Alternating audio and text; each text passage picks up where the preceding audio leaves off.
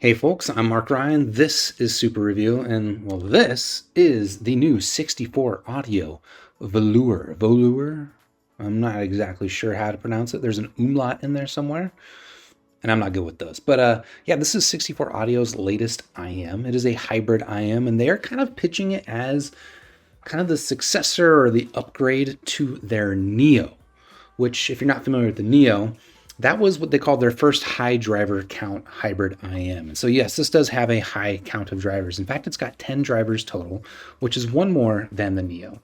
It's got, I guess, it's 8 balanced armatures and then 2 dynamic drivers, which is the new thing here with the Volur, whereas the Neo just had your standard 1 dynamic driver. Here with the Volur, they've got 2 of them, and they're doing this trendy thing of having the drivers in some sort of an isobaric configuration, which is that just like marketing speak? Does that mean anything? I don't actually know at this point. I haven't heard enough IEMs with isobaric dynamic drivers to know if I really care about it, but it is nonetheless interesting that it at least happens to be somewhat of a trend. Okay. So yeah, that is what is up here with the new Volur. I haven't talked about the price yet, and well, brace for impact. This thing's $2,500. Yes, that's right, $2,500, which is not even 64 Audio's most expensive IEM, but it is more expensive than the Neo and quite a bit more expensive than the U4S that I reviewed earlier this year. But I mean, you might be wondering, like, why would anybody spend this much money on an IEM? What, like, how do you justify it, or even like understand why someone wouldn't? Honestly, it kind of just, as you listen to more IEMs, you start to realize that a lot of audio is about trade-offs. And if you want sparkling highs, sometimes it comes with the trade-off of being a little bit on the sibilant, sharp, uncomfortable side, or if you want a lot of bass, maybe you understand that it comes with the trade-off of losing some clarity in the top end. And okay, you can kind of have some of both with a really strong V-shaped sound signature, but maybe it's not going to be the most pleasant mid-range tone. And I think where 64 Audio has kind of made their name is in trying to give you everything at once, right?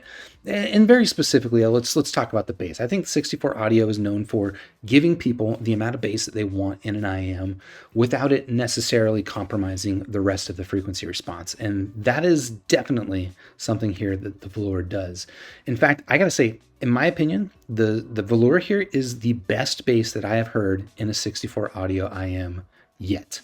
All right. Is it because of the isobaric dynamic drivers? I have no idea. I'm not gonna make that claim, but I can say from listening experience, this thing, the bass is pretty sick. But I am getting a little bit ahead of myself because we'll talk a little bit more about the sound in a bit. But I wanted to start by just kind of describing the physical stuff on this IEM, which probably looks pretty familiar if you've seen some other 64 Audio IEMs. This sticker might be new. That's kind of a cool little iridescent sticker. I don't know if I've seen that before. Maybe I have, and I'm just forgetful. The other thing that's pretty similar is that it comes with the same set of swappable filters. These are what 64 Audio calls Apex filters, and they just plug into the side of the IEM here. So it's got a full 4 sets of them, which is cool. You get the M10, the M12, this is their new module, as well as the M15 and the M20, which is what I've got in mine right now. And they describe these things as modifying like how much isolation you get from the outside world, which maybe that is actually a real effect. But I got to be honest, from my experience, I just sit here on the couch and listen to IEM. So how much isolation I get is, that's hard for me to judge. But what I can say is the main thing that they affect, in my opinion, is the bass quantities. And again, we'll talk a little bit more about that in a bit. Apart from that, okay, some more familiar stuff. This cable that we've got here on the Volur is a pretty standard 64 Audio cable, which is, I would say, a decent cable. It's definitely better than what they were putting on their IEMs a few years ago, but it's still not my favorite cable. It's a little bit on the kinky side and a little bit, I don't know, mostly it's just kind of a little kinky and kind of looks a little bit messy. Yeah, it's nitpicking, to be honest, but it's a perfectly fine cable. Again, a big upgrade over what they used to give, but not my favorite cable. And at $2,500, you would kind of hope for my favorite cable, but nonetheless, it is obviously not the case. Not just with 64 Audios, but with most IEMs, frankly.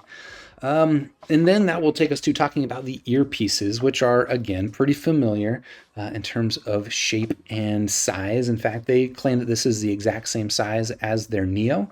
I don't have a Neo on hand to compare, but I do have the U4S, which is another hybrid 64 audio IM. And as far as I can tell, dimension-wise, this thing is exactly the same as the U4S. It is maybe a little bit on the thick side, like front to back here, but you can see kind of top to bottom, left to right, front. Maybe that's the front to back. This is the depth. I don't know. I'm not good with 3 dimensions either. It's I would say a medium size IM. In fact, let's do a bit of a fit demonstration so you can see what this looks like inside my head, and I'll try to position my ear in a way that you can see that. But yeah, I would say like it fits exactly the same as 64 Audio's other IMs, which is generally okay. I think comfort-wise, it's perfectly fine. There's no sharp edges or anything like that. And again, it is on kind of like the medium size, so I don't think it's going to be stretching out anyone's ear conchas or anything like that. No issues there. The only issues that I have with comfort would be that the nozzle's a little bit on the long side, and that just means that you end up with a little bit more pressure, a little bit deeper in the ear canal than you do with an IM that maybe fits a little shallower. But it's not a thing that really bothered me too much. I was able to sleep through a couple of nights with the Volur in my ears, that's right. The thing that I find is more an issue for me when it comes to the 64 Audio Fit is the fit security. And this is a company that will also make custom fitting IMs that should ostensibly solve those problems, but with their universals, I find that the fit stability is just kind of eh. There's no wings or anything in here that fit into the folds of the ear. There's nothing down here to kind of catch the little antitragus nubbins or anything inside the ear. So I find that fit stability on these things is just okay. And that's actually why I end up doing a lot of tip rolling usually when it comes to a 64 Audio IM. Let me roll this up again real quick. I don't usually use the stock ear tips, although they come with nice stock ear tips. In fact, they come with a different version of a spin fit, but I just happen to find that this version of the spin fit, which is the W1, happens to fit my ear better. But yeah, that is the physical stuff here on the Volur. Anything else to talk about? I don't think so. So let's talk about the sound. And like I've been doing, we're gonna jump over to squig.link to take a look at the frequency response of the Volur. And that's what you are looking at right now. So I kind of mentioned up top, or I kind of gave away, spilled the beans, that this is a bassy IM. This is an IM that is doing bass really quite exceptionally well. And again, I'm getting a little bit ahead of myself, but let's just analyze the frequency response, which doesn't tell us everything about the way an IM sounds. And I do want to avoid getting to the point where it looks like I'm reviewing frequency responses. I'm just using this frequency response in the graph like this to better understand what I'm hearing and to better explain, I suppose, but also to kind of highlight where certain things you might see in a graph don't necessarily match exactly what I'm hearing. So yeah, what you have here with the Volur is you have a lot of bass down here, and it's not like just a purely sub-bass focused bass. As you can see, like a lot of the trend lately with bass is to have kind of a flat mid-range and then have the bass jump up, around 150 hertz. But this little amount right there, it might not seem like a big difference, but it makes all the difference in the world, in my opinion, when it comes to bass presentation. I would describe the bass here on the Volur as meaty, a meaty bass. It's not like a lean sub-bass focus bass. It is a meaty, wallopy bass. And then, well, you see down here in the vocal region, upper mid-range, it's a little bit on the relaxed side, which is pretty typical for 64 Audio, to be honest. Treble more or less in line. But then up here at the top is where you get a bit of an upper treble zing. So because of this meaty bass and upper treble zing, I think you could describe this maybe as like a V-shaped sound signature or maybe like a U-shaped sound signature, because that treble is so, where it's elevated is so high in the frequency response range. Yeah, I think you could call this a U-shaped tuning.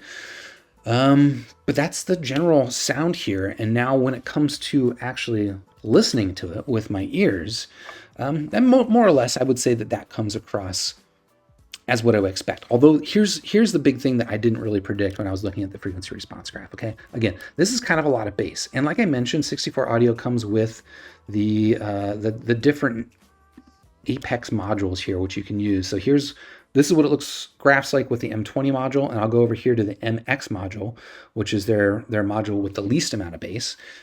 And when I was looking at these graphs, I thought, well, with the M20, that's definitely too much bass for me. I'm probably going to go straight to the M10, maybe the M12 module. In fact, I started with the M12 module, and to be honest, I didn't like it as much. I actually like this IEM best with the M20 module. And why is that? Well, okay, like I've already kind of been talking about, the bass in this thing is awesome. It is really, really good bass. So when you have a lot of bass, a lot of the times the trade is just that you end up with a little bit of softness in the attack, maybe some smearing in the mid-range, a little bit of masking of details and stuff like that. But like I said, 64 audio is usually pretty good about avoiding that. What I think that the Volur does especially well is tightness, okay? And specifically like tightness in the attack on the bass. Like it feels really, really well controlled, really textured in the sub bass, but again, it's not entirely sub bass focused. So you also get a really good sense of impact on things like kick drums and bass guitars. You can really follow the note, like the nuanced tonal changes and shifts that happen that in a lot of other IEMs, might just kind of sound like one note of bass droning on and on. I think that the Volur really does an exceptional job with that. The other thing that I think steers me toward the bassier modules here is that upper treble zing, which is probably doing a lot to contribute to that clarity that is preserved by having a lot of bass, and even contributing to the definition of the attack on that bass. But I did find that the upper treble on this thing is a bit much when it comes to specifically when listening with the less bassy modules. I mean, even with the M20 module, I would say that the upper treble emphasis does give it a bit of an artificial zing to it, but I didn't find it particularly distracting. But it was when I was listening to this thing with the M12 module, which is less bass, when I really did find that the upper treble was just kind of out of balance with the rest of the sound signature. So if I had complaints about it, that would be it, right? If you're looking for a bassy IEM, I think this thing does it pretty well. If you're looking for a balanced IEM that's less dominant by bass, I don't know that I would necessarily go this direction because, again, when I tone down the bass on this thing, I find that the treble just ends up overpowering it a little bit. And that's not necessarily the sound I'm looking for. Now, what it will contribute to is, I think, a really good sense of stage, really good sense of separation and imaging on this IEM versus a lot of other 64 audio IEMs. I really do think that the definition on this thing is pretty stinking good. So you not only get a pretty wide diffuse head stage on the sound field, but it also, like, the separation between sounds is really, really good and distinct. It gives you kind of like a contrasty sound, which definitely contributes to that. And I think that the 3D positioning around the head is quite solid here on the Volur.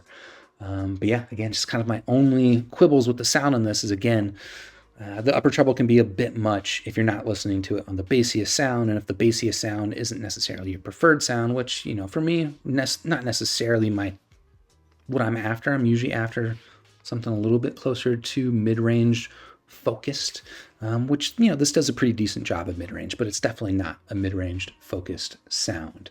The only other IEM that I have on hand that competes with the Volur at all, and really I'm just talking about purely on price, is this one, which, I don't know. This is Moondrop's new Solus 2, which I reviewed a week or so ago. This is a tribrid IEM. I forget exactly how many drivers it's got, but the main difference is this has got double dynamics as well, also in an isobaric configuration, but it's got electrostats for the treble. Honestly, the biggest difference is going to come down to the tuning, and I think that the tuning for the Solus is actually to my preference between these two, but I nonetheless much prefer, I think that the Volur is just like a better justification, I suppose, for the price range, because while I really like the tuning here on the Solus 2, I think that the technical performance, like that sense of giving you a wide head stage and really strong separation between sounds and like 3D positioning, I think this does a decent job, but doesn't really do a better job than much less expensive IEMs.